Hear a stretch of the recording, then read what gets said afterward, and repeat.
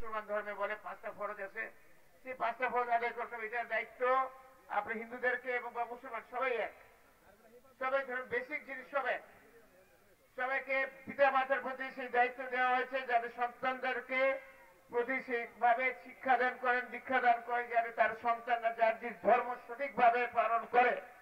সেটা কোনটি পিতা মাতার প্রতি ইমানি দায়িত্ব। আপনারা আপনাদের যার যে ধর্ম অনুযায়ী সন্তানদেরকে সেই শিক্ষাটা দিবেন যাতে তারা সেই ধর্মে দীক্ষিত হয়, ধর্মকর্ম পালন করে, আল্লাহ পাক বা ভগবানের হক আদায় করে। এটা আমাদের দায়িত্ব, ইমানি দায়িত্ব, এটা আমাদেরকে করতে হবে। পাশাপাশি এই 3 থানায় আল্লাহ যদি বাঁচায় রাখে, কোন মদ বা মাদকের ব্যবসা, মাদকের কোন ব্যবসায়ী বা মাদক সেবী অথবা জুয়া হতে পারবে না। আপনি কি আমার সাথে আছেন? আছেন?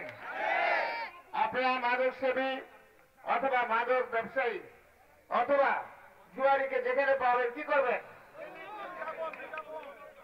আগে ধরে ফেলবেন, ধরে বেঁধে ফেলবেন, বেঁধে উত্তম বোধন দিবেন, দিয়ে থানায় দিবেন।